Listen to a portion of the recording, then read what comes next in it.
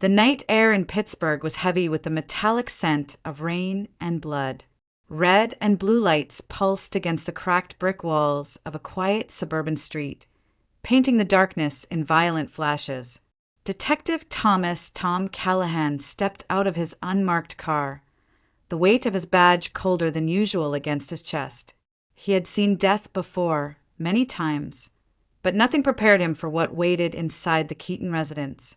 The front door hung crooked on its hinges, kicked in with brutal force.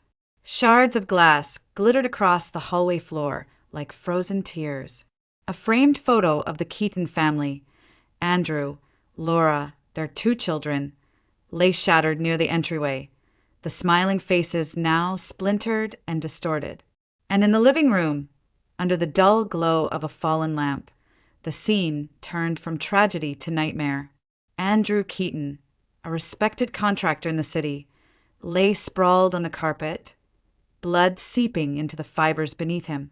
Laura's body was found near the stairs, one arm outstretched as if she had tried to reach for help that never came. Their teenage son, Michael, was slumped beside the coffee table, his eyes still open, wide with terror. All 3 were gone, but there was one more. Tom followed the quiet, trembling sound that didn't belong, so faint it might have been the wind or a broken pipe. In the master bedroom, he knelt and lifted the bed skirt, his flashlight slicing through the darkness. There, curled into a ball beneath the bed, was a little girl. Her dress was soaked in someone else's blood. Her eyes were vacant, her lips trembling but silent. "Sophie," Tom whispered, recognizing her from the photo. "It's okay. You're safe now." But she didn't move. She didn't cry. She didn't speak a word. At just 5 years old, Sophie Keaton had survived what no child should ever see. And in the weeks that followed, Tom realized survival was only the beginning of her suffering. The investigation was relentless. Evidence was scarce, motives tangled. There were signs of forced entry, but nothing stolen. Andrew had no known enemies, at least none on paper. Forensics scraped fingerprints from every surface, ran DNA tests, traced phone calls. Nothing matched. Leads dried up one by one until the case, like so many others, was quietly shelved as unsolved. Tom hated that word. It echoed in his mind every time he saw Sophie sitting in the sterile waiting room of Child Protective Services, small legs dangling from a chair too big for her, staring blankly at the wall. She hadn't spoken a single word since that night. Not to the doctors, not to the social workers, not even to Tom. It was as if the horror had stolen her voice, along with her family. "No relatives?" he asked one afternoon. The caseworker shook her head. "No one's come forward. She'll go into foster care." Tom stared at Sophie through the glass. She was tracing invisible shapes on the armrest with her finger, lost somewhere far away. He'd been doing this job long enough to know what the system could do to a child like her, how easily she could disappear into a cycle of homes, diagnoses, and silence. He also knew the guilt that gnawed at him wouldn't let him walk away. He had failed to catch the monster who destroyed her life, but maybe he could still protect what was left of it. "I'll take her," he heard himself say. "I'll apply for guardianship." The process wasn't easy, but a few weeks later, Sophie moved into Tom's small townhouse on the edge of the city. At first, she floated through the rooms like a ghost, clutching a stuffed rabbit salvaged from the Keaton house. She communicated only with nods and shrugs, or scribbled words on scraps of paper when she had to. Tom, newly divorced and used to silence himself, found their quiet strangely bearable. Over time, he learned her rhythms, the way she preferred the lights dimmed at night, how she froze at the sound of breaking glass, the way she watched the rain with an intensity that seemed to pull her somewhere else. 10 years passed. Sophie grew from a fragile, terrified child into a reserved but intelligent teenager. She still didn't speak, but her eyes carried entire conversations. She still scribbled notes instead of words, but Tom understood her better than anyone else in the world. And every night after she went to bed, He sat at the kitchen table with the cold case file spread before him. Photos, reports, diagrams, the same unanswered questions he had stared at for a decade. Who could commit something so savage? Why leave a single witness alive? Somewhere out there, a killer still breathed the same air, walked the same streets. And Tom Callahan, now more father than detective, swore he would not let that monster remain a ghost forever. The rain had just begun to fall, soft and steady, tracing silver lines down the kitchen window when Tom placed the box on the table. It was simple, wooden, worn at the corners, filled with brushes, pencils, and paints in every color. "For you," he said, sliding it toward Sophie. She was 15 now, her hair longer, her silence deeper. She glanced at the box briefly, then back at the book she was reading, offering nothing more than a slight nod. Weeks passed, and the gift gathered dust in the corner of her room, untouched. Tom tried not to be disappointed. He told himself healing couldn't be rushed. Maybe one day she would reach for it when she was ready. It was on a gray afternoon in late October that he heard it, a faint, rhythmic sound from behind Sophie's closed bedroom door. A soft scratch, like a whisper against paper. He hesitated outside, then knocked gently. No answer. Slowly he pushed the door open. Sophie was sitting cross-legged on the floor, a sheet of paper in front of her, brush in hand. For the first time in 10 years, she was painting. Tom stood there, afraid even the sound of his breath might break the fragile moment. The paper was a storm of motion, spirals twisting into each other, jagged lines colliding, splashes of dark color bleeding into gray. There was no shape, no clear image, only chaos. Yet in that chaos he saw something else too, pain. Pure, unfiltered pain that had lived inside her for a decade, finally given form. When she noticed him watching, Sophie froze, brush hovering midair. But Tom only smiled softly. "It's beautiful," he said. She didn't respond, but she didn't stop either. And that was enough. Over the next few weeks, the paintings multiplied. Every evening after school, Sophie shut herself in her room and filled page after page. Tom never intruded. Sometimes he'd find discarded sketches in the trash, sheets covered in frantic swirls, heavy black strokes, or trembling red circles that reminded him of wounds. But then, one night, as he gathered the scattered pages to stack them neatly, something caught his eye. It was subtle, so subtle he almost missed it. Among the wild lines and splatters, a small, curved shape appeared again and again. Not identical, but unmistakably consistent. Always the same arc, always in the same place, woven into the storm as if it were part of the chaos, yet apart from it. It wasn't random. It was deliberate.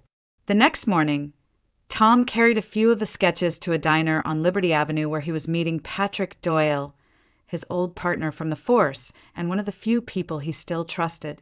Patrick slid into the booth opposite him, raising an eyebrow at the stack of papers. "From Sophie," Tom said. "She's been painting again." Patrick flipped through them, his expression unreadable. "Looks like teenage angst to me," he muttered. "Tom, maybe it's time to stop digging. It's been 10 years. The case is dead. Sophie deserves a life that's not defined by what happened." Tom bristled. "You think this is about me? She's expressing something. Look closer." Patrick sighed, setting the pages down. "I don't see anything worth chasing. Don't go down this rabbit hole again." But Tom couldn't unsee it. That curve, it gnawed at him. It wasn't just a shape. It reminded him of something familiar, something buried deep in the case file he still opened every night. It was like a scar he had seen before. Driving home, the sketches lay beside him on the passenger seat, the ink still fresh. The rain drummed harder against the windshield as his mind raced back to the photos, the autopsy reports, the evidence bag-sealed and forgotten. For the first time in years, Tom felt something stir beneath the heavy weight of failure. It wasn't certainty. It wasn't even hope. It was smaller, quieter, like the faint glow of a match in a long dark room. Maybe Sophie wasn't just painting her pain. Maybe, without realizing it, she was painting the truth. The sketches changed. What had once been storms of shapeless chaos began to take form, hesitant but deliberate. Sophie's brushstrokes grew steadier, her lines more defined. Shapes emerged from the swirls. Shapes that carried stories Tom could feel but not yet understand. One painting stopped him cold. A house, its walls painted in shades of black, so deep they seemed to swallow the paper. Around it, twisted branches clawed at a gray sky, barren and skeletal. And looming over it all was a shape, amorphous, shifting, darker than anything else. A shadow without a face. It wasn't part of the house nor of the trees. It was separate, watching, surrounding, consuming. Tom stared at it for a long time that night, the house lit only by the faint glow from the kitchen lamp. Something inside him twisted. He wasn't just looking at a painting. He was looking at Sophie's mind. He needed help understanding what it was trying to say. The next morning, Tom scheduled an appointment with Dr. Evelyn Harper, a child psychologist known for her work with trauma survivors. Her office was warm, lined with soft lighting and shelves of books and toys meant to make children feel safe. Sophie sat in silence during the first session, sketching quietly in her lap while Evelyn spoke gently about nothing in particular. Her favorite colors, the weather, the art supplies she liked best. By the third visit, Sophie had begun to hand Evelyn her drawings without being asked. Evelyn studied them with the same seriousness Tom had. "The shadow," she said finally, tapping the largest smear of darkness on one page. "It's significant. In trauma survivors, especially children, recurring images like this often represent the thing they fear most. It's not just a memory, it's how their mind personifies what hurt them." Tom frowned. "You think that's the killer?" Evelyn nodded slowly. "Or rather, her mind's version of them. This shadow isn't random. It's watching her, surrounding her, threatening to erase her. That tells me Sophie doesn't just remember something. She believes it's still out there." The words hit Tom like a blow. Wants to erase her. He had spent years telling himself Sophie was lucky to be alive. But if Evelyn was right, Sophie didn't see herself as lucky.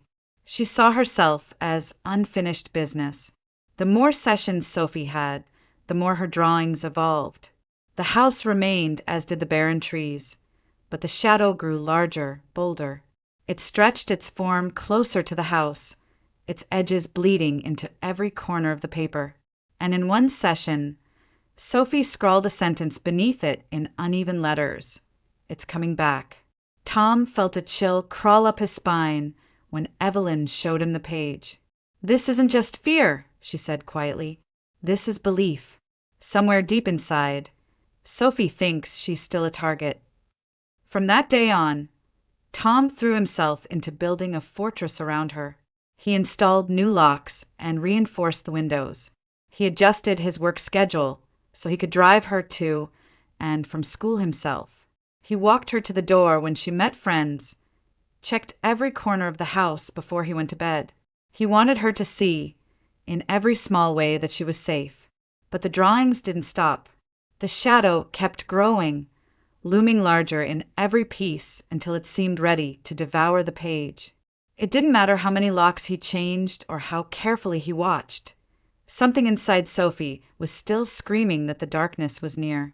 Patrick Doyle noticed the changes too.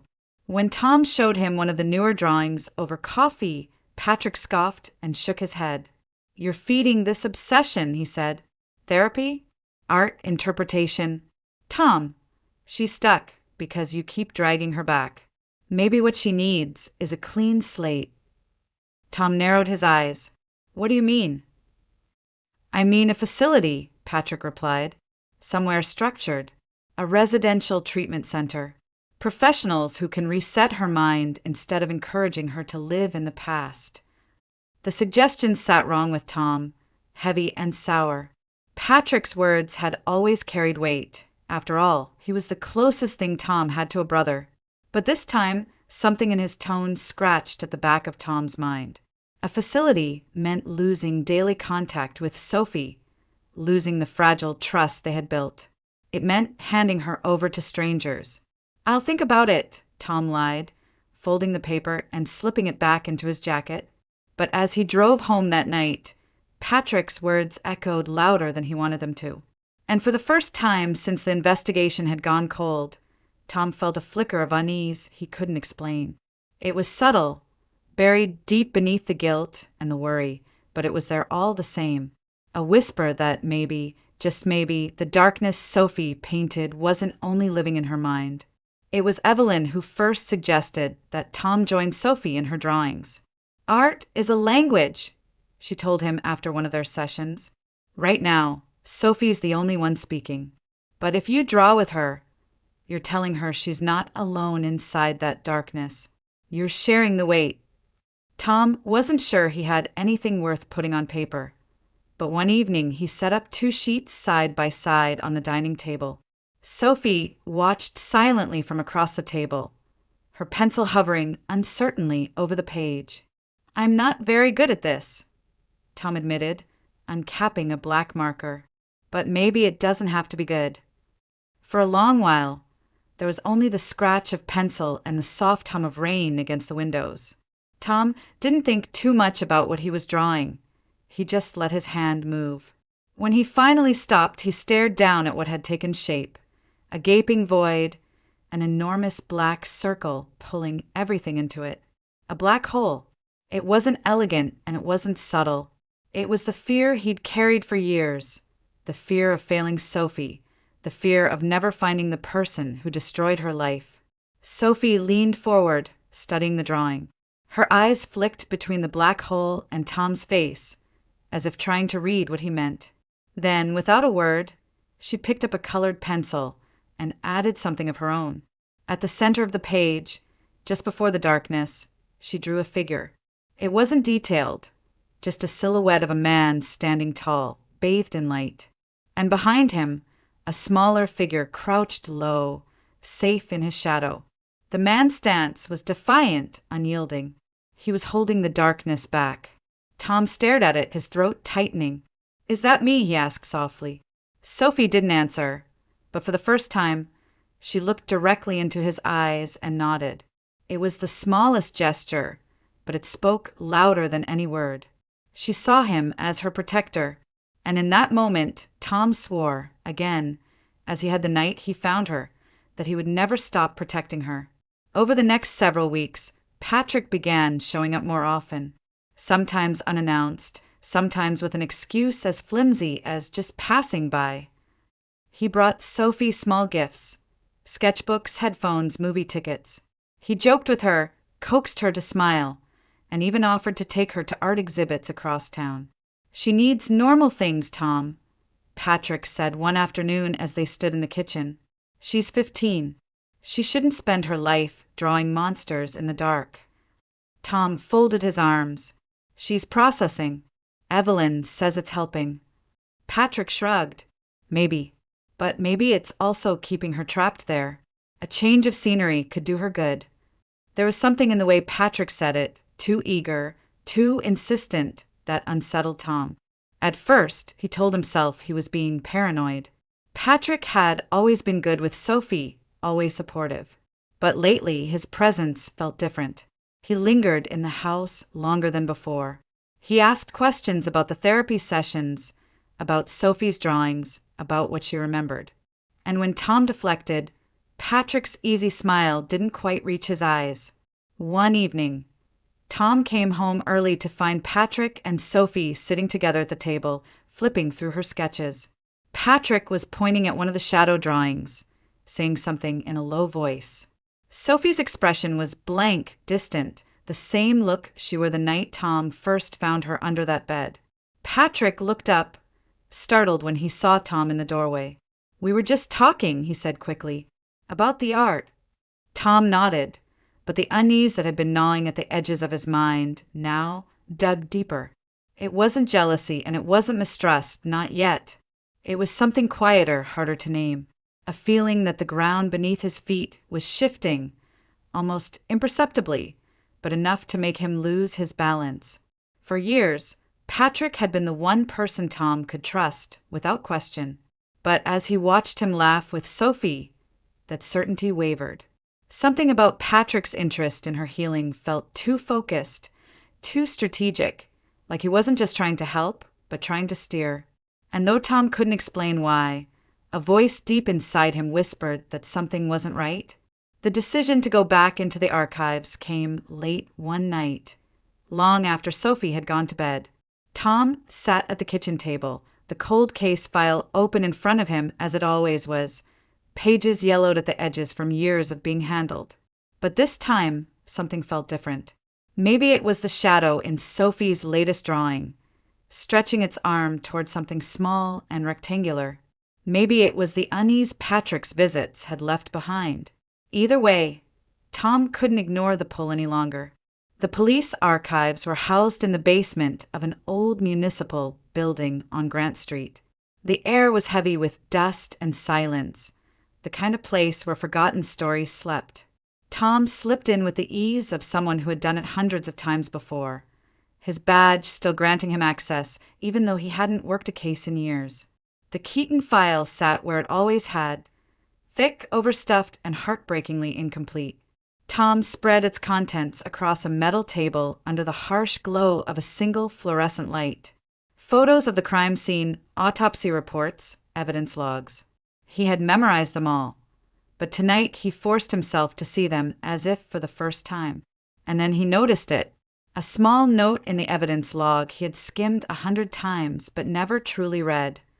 Item 17 silver cigarette case, engraved with initials AK, found near victim's body. Tom froze. Andrew Keaton didn't smoke.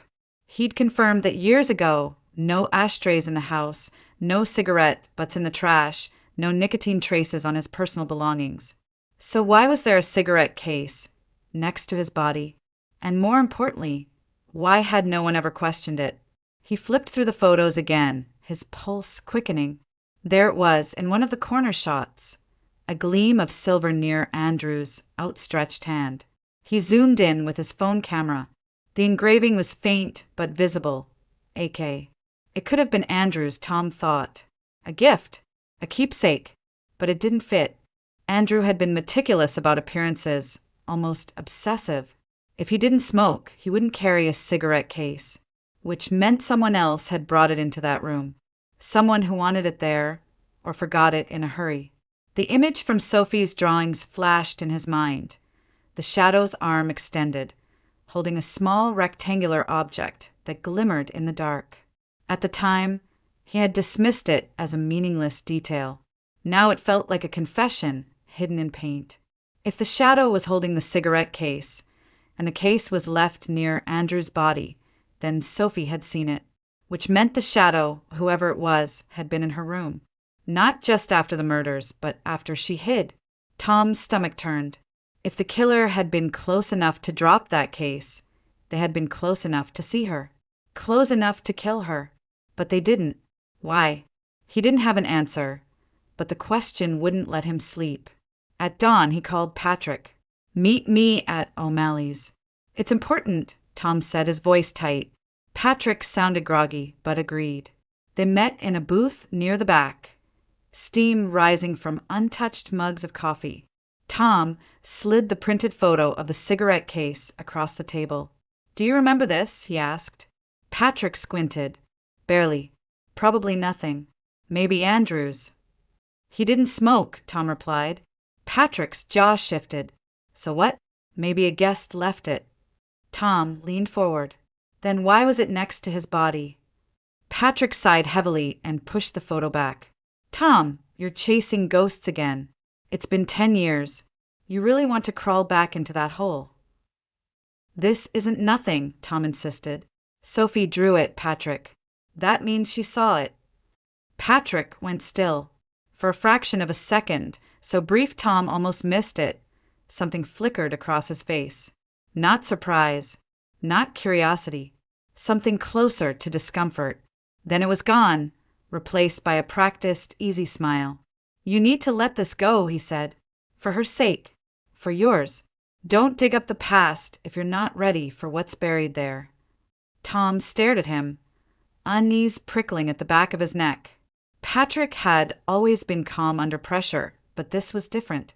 This was defensive, and for the first time in 10 years, Tom felt something shift inside him.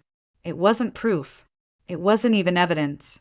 But as he walked back to his car, the question followed him like a shadow of its own. Why did Patrick look so uneasy about a silver cigarette case? The first sign that something was wrong came on a Tuesday morning, just after sunrise. Tom arrived at his small office, coffee in hand, ready to spend another sleepless day combing through old evidence. He reached for the folder that held Sophie's sketches, the ones he'd been studying night after night, and froze. It was gone. He tore the room apart, checking drawers, cabinets, the floor beneath his desk. Nothing. The folder, labeled, dated, and locked away only yesterday, had vanished without a trace.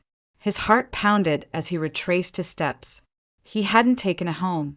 Sophie hadn't touched it, and no one else had access to this office, at least no one who was supposed to.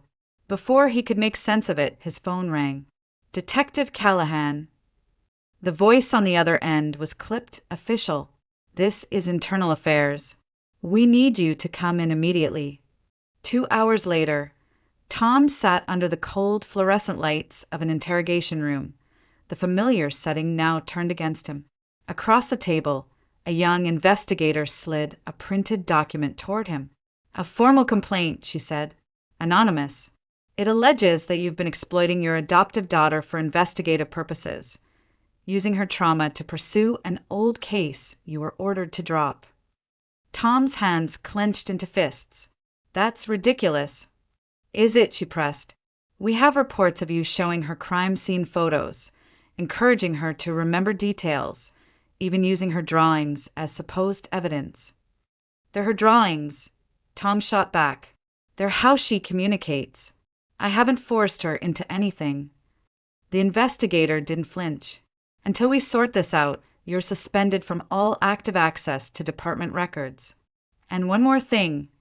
Child Protective Services has been notified. The words knocked the air from his lungs. CPS.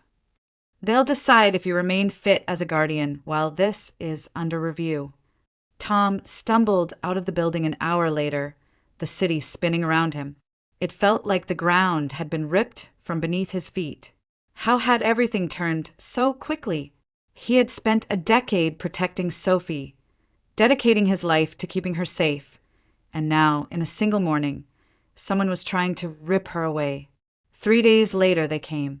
2 CPS workers and a uniformed officer stood on his porch with a stack of papers and apologetic eyes. Mr. Callahan, the woman said gently, we have a court order for emergency protective custody. Sophie will be placed in temporary care while we conduct an investigation. Sophie stood behind Tom, clutching the sleeve of his jacket. Her eyes were wide, confused. She didn't speak, but the tremor in her small hand said everything.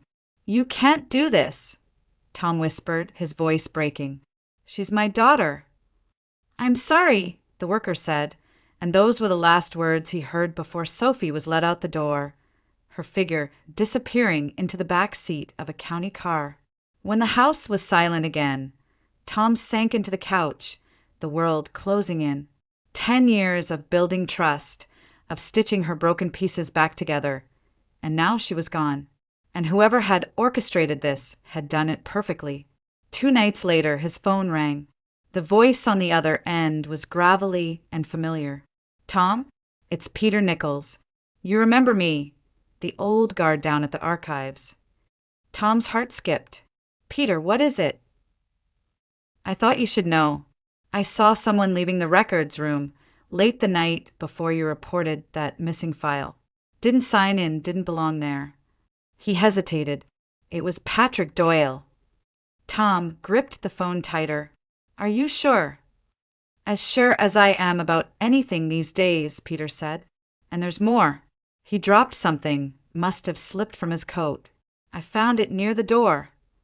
Tom heard a rustle on the other end. Then Peter's voice again. It's a cufflink. Silver. Has the letter K engraved on it.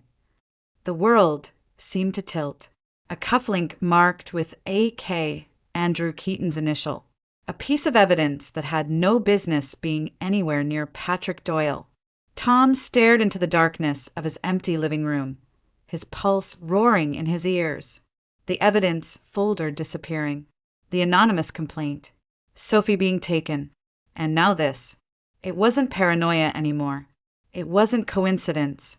Someone was tightening a noose around his life from the inside. And that someone was Patrick. It was just past noon when Tom's phone rang. He hadn't heard from Dr. Evelyn Harper since Sophie was taken, and his heart lurched when he saw her name on the screen.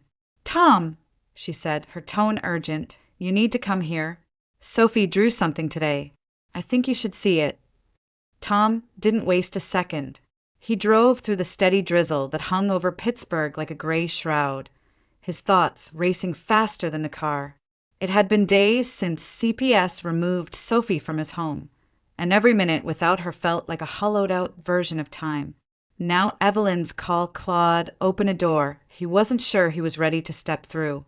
When he arrived at the trauma center, Evelyn met him in the hallway, holding a sketchbook pressed tightly to her chest. "She's been drawing almost non-stop," Evelyn said softly. "And today something shifted." She led him to her office and laid the sketchbook on the desk. Tom's breath caught the second he saw the page. It was a black SUV, crudely drawn but unmistakable. The lines were sharp, urgent, as if Sophie's hand had moved faster than her mind could keep up.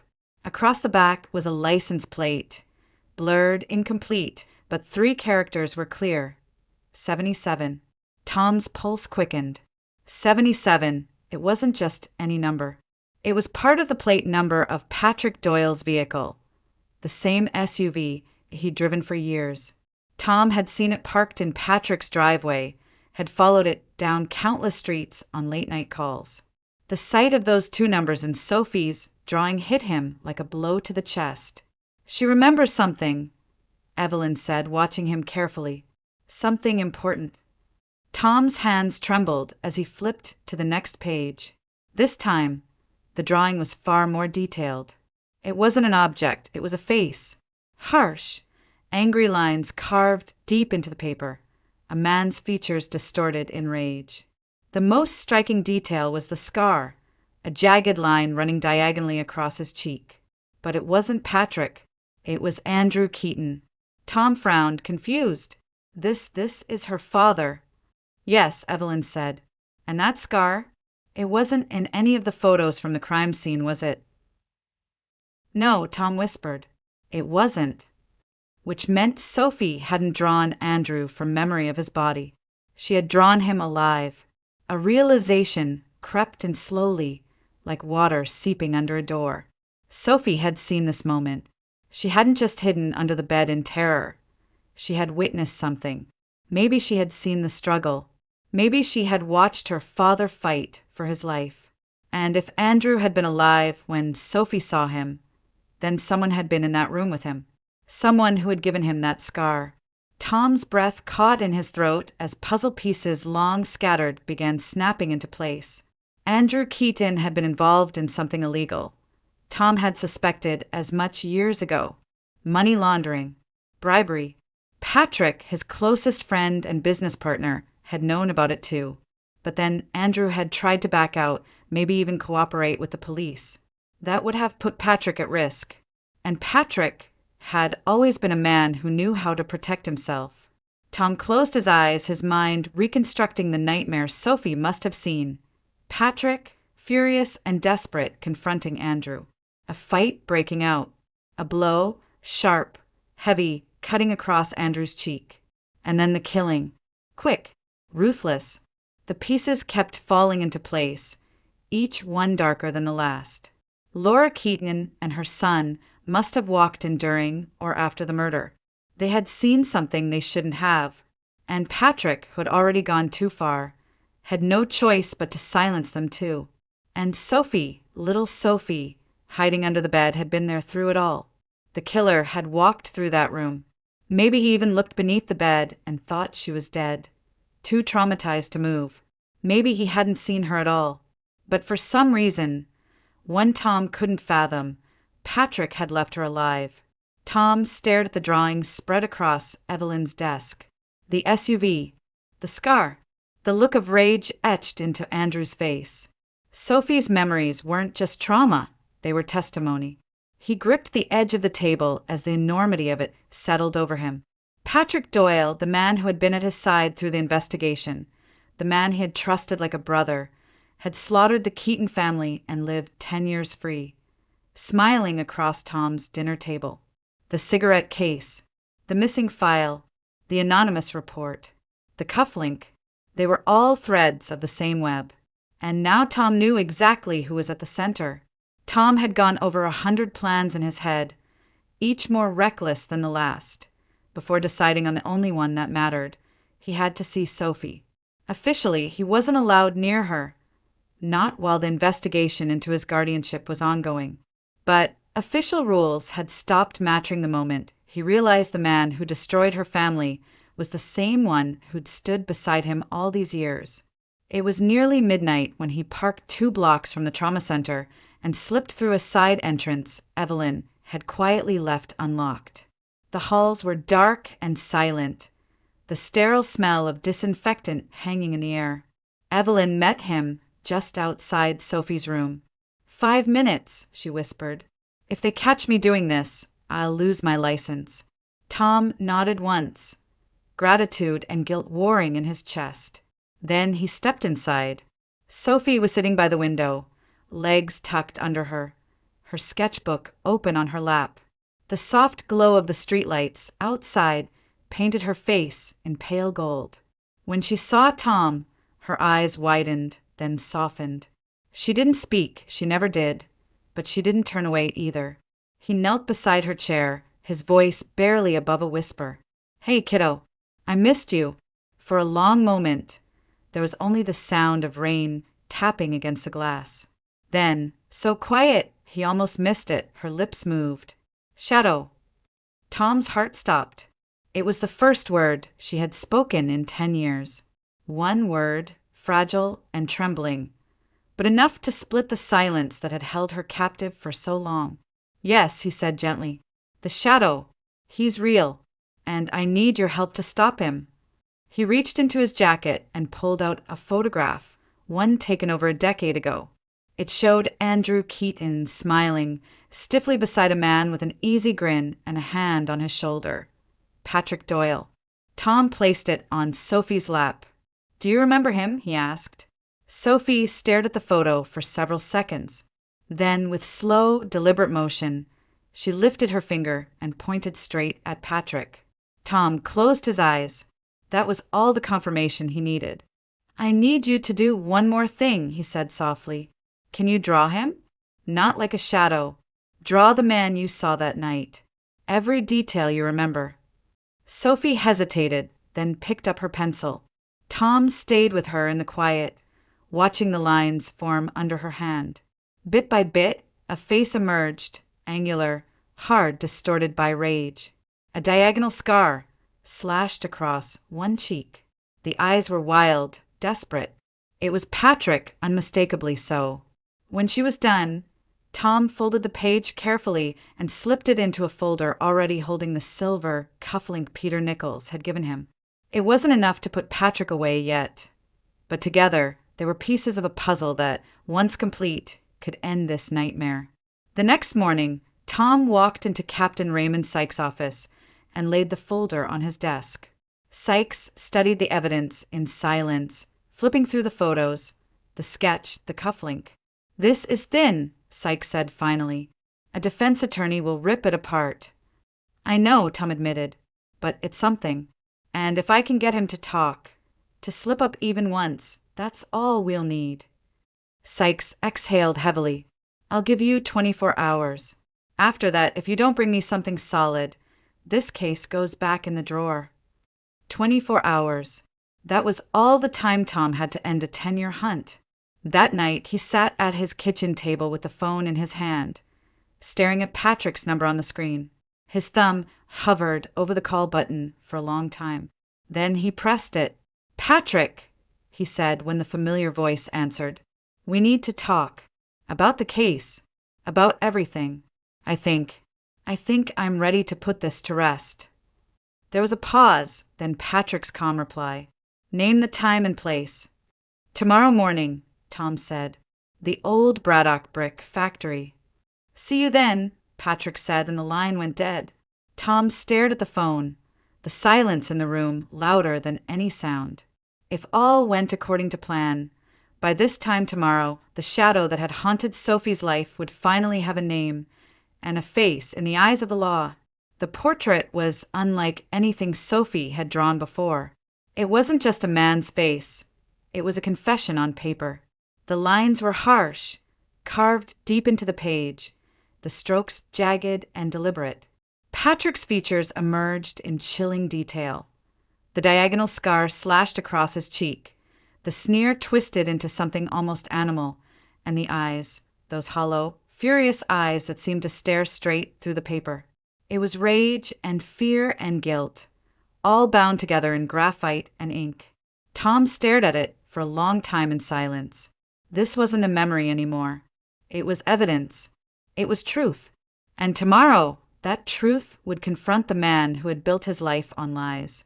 The old Braddock brick factory loomed like a relic from another world, its red walls weathered and crumbling under a gray Pennsylvania sky. Tom arrived before dawn, the air damp and heavy with the promise of rain.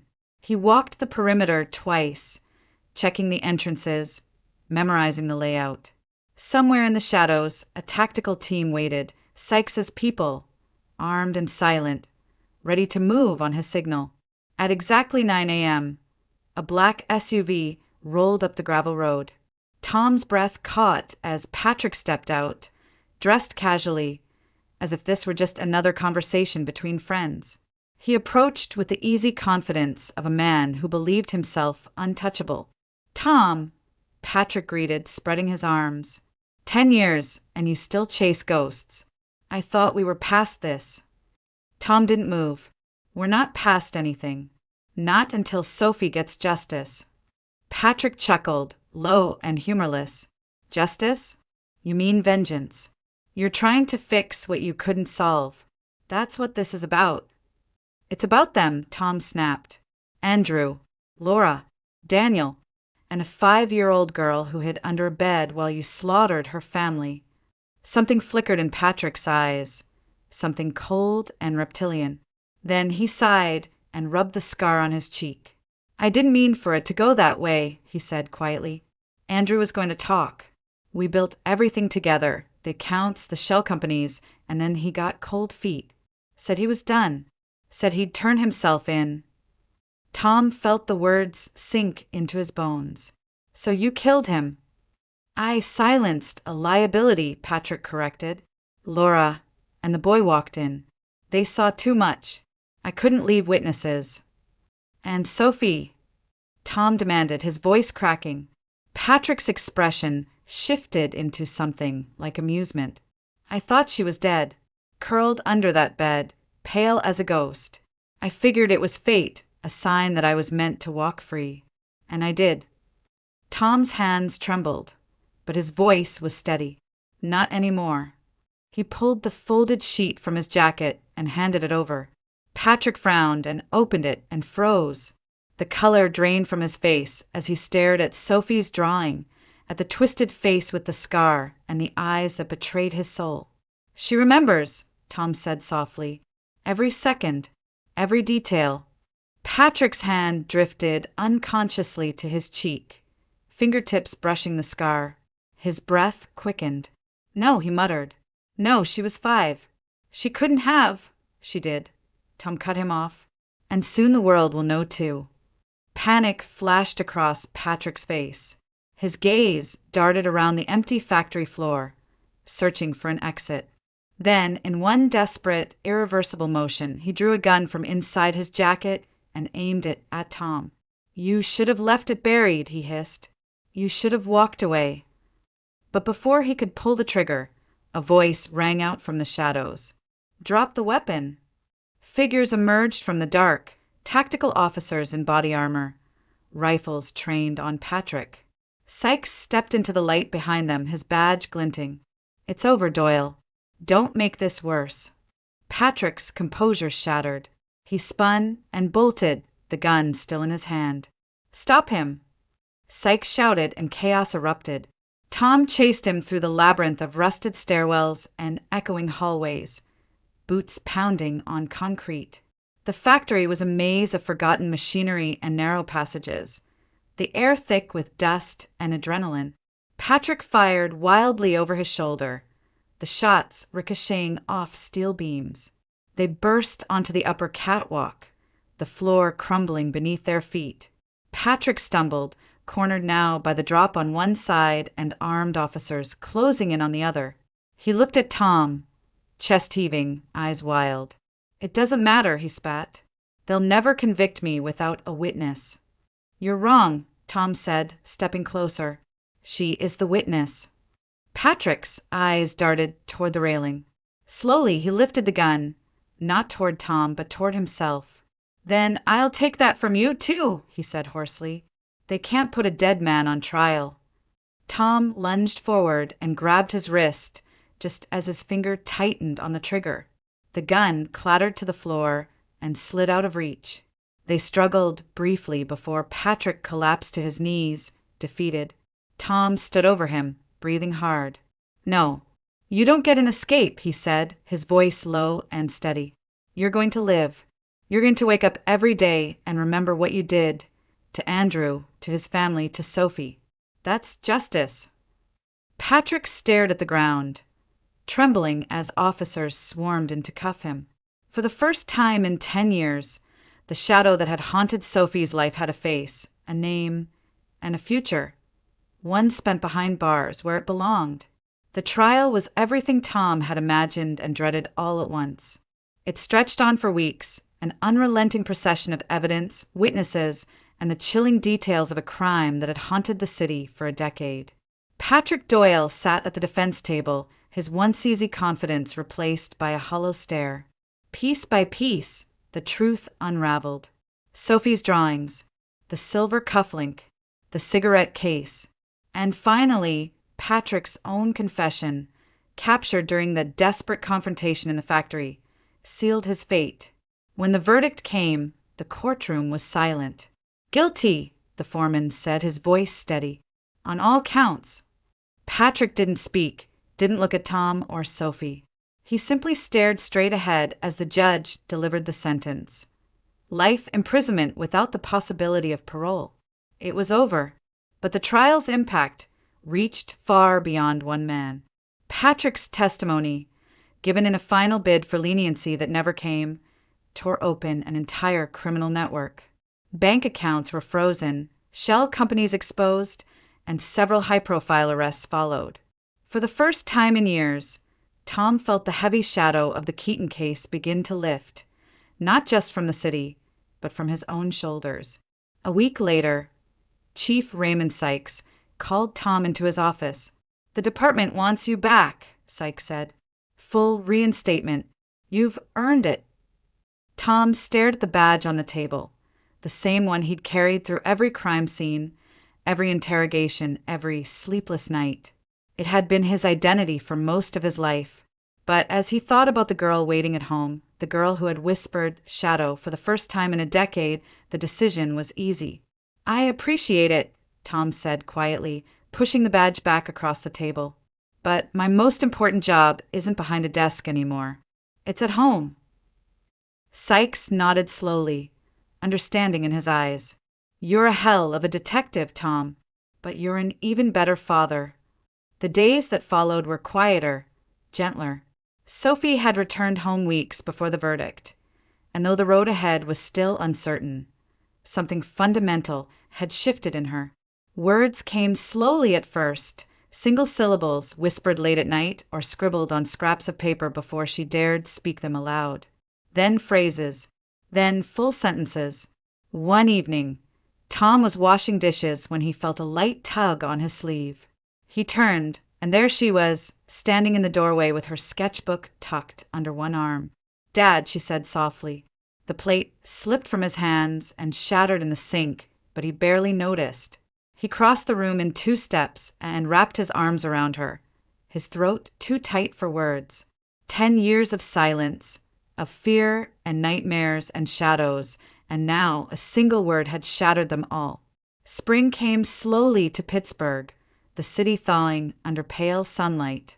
On one of those crisp afternoons, Tom and Sophie sat together on a weather-worn bench in Schenley Park, the same one they had visited countless times before.